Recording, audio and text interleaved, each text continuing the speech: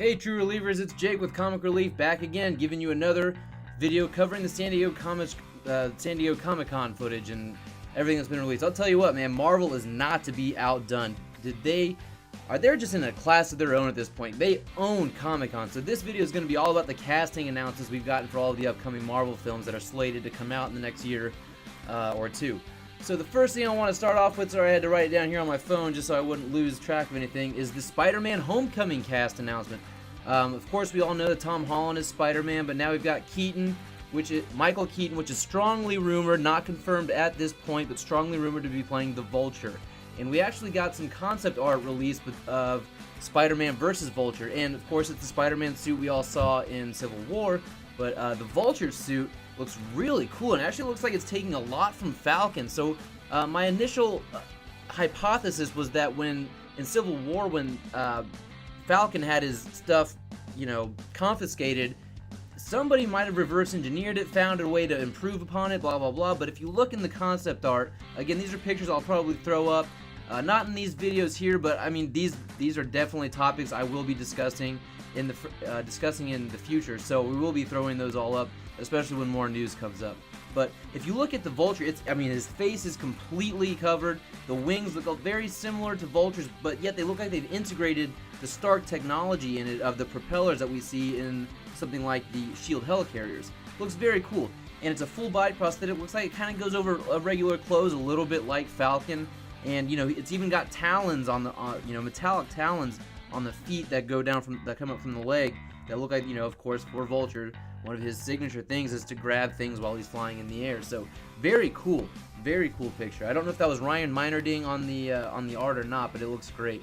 The next one we have is Laura Harrier as Liz Allen. If you guys don't know who Liz Allen is, I would recommend watching this spectacular Spider-Man animated series. She played a big role, her and Gwen Stacy. Mary Jane was kind of more of a side character in that show. But Liz Allen was a love interest for Spider-Man. The next one is Tori Revolori as Flash Thompson. Now, this is a weird casting to me. I mean, if you look in the pictures of him next to Tom Holland, he's actually smaller than Tom Holland. So we're going to have a Flash that's smaller than Peter Parker. And again, they've kind of gotten politically correct in casting more ethnically diverse cast. So this guy, he looks like he's probably Indian, I want to say. I don't know. You guys can tell me. Jacob Batalon as Ned Leeds. Now, I think that's the first name Ned, I think, is confirmed. Leeds is somebody that I think people recognize from the comics, and I think he becomes Hobgoblin at some point in the comic books. He's kind of a chubby-looking Asian guy, if I'm not mistaken. So him being Hobgoblin in the future, I don't see it, but apparently his name's Ned. And the last is Zendaya. I think she's an actress from Disney Channel, from what people tell me. I don't know, never watched anything she's been in. She's playing a character named Michelle Gonzalez. So there's your Spider-Man cast, all young kids, all in the high school.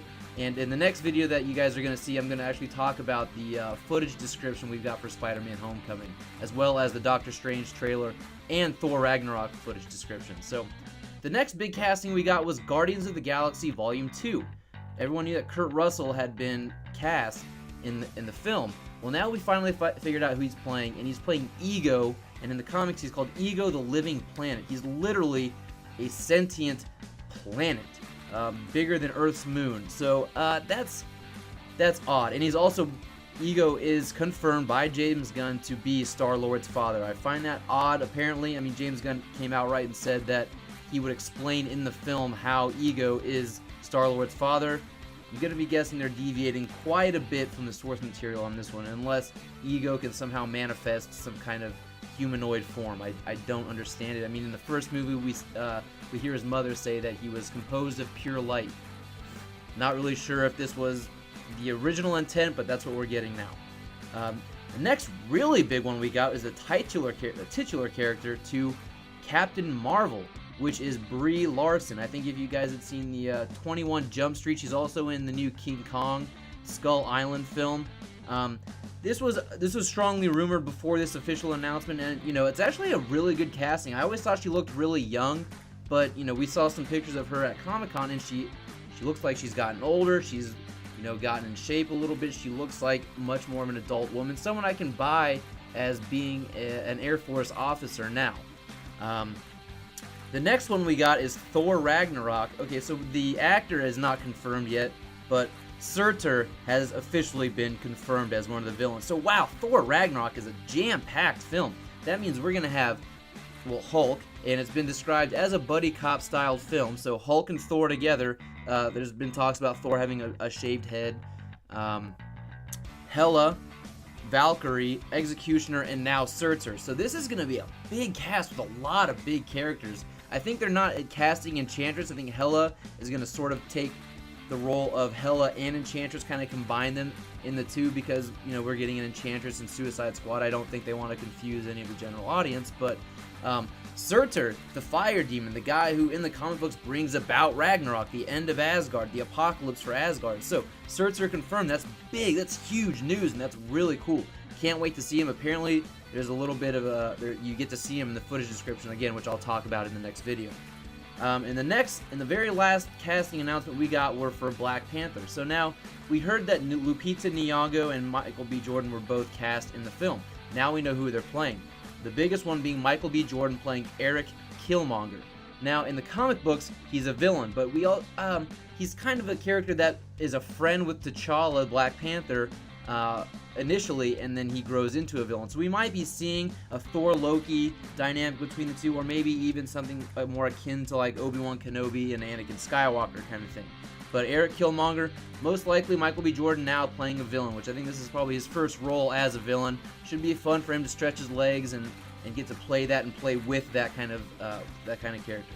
Lupita Nyong'o as, I don't want to butcher these names, I'm also not terribly well versed with Black Panther in the comic books, but playing a character called Nakia, N-A-K-I-A, or N-A-K-I-A, I'm sorry, Nakia. And then the last one is Denai Guerrero, which is, she plays Michonne in The Walking Dead as Okoye, or Okoye. Again, I'm butchering these names, I'm sorry. Those names mean absolutely nothing to me, unfortunately. Again, like I said, I'm a little ignorant when it comes to Black Panther solo runs. I only ever read him really as an ensemble character. But anyways, big news from Marvel again, and like I said, keep your eyes out for that next video I'm going to be putting up, which I'm going to be talking about the new Doctor Strange trailer, which was incredibly awesome. Really a lot of fun to watch. It's just totally mind-bending. And then, of course, I'm going to be talking a little bit about the Spider-Man Homecoming footage descriptions that were released. Again, we didn't get any of the footage of them, and the Thor Ragnarok footage. So please like, share, subscribe, and comment below. Let me know what you guys think about all these casting decisions. Did Marvel fuck up? Are they on the right track? What do you guys think? Please let me know below. And thanks for listening, guys. Stay tuned, and I'll be back shortly.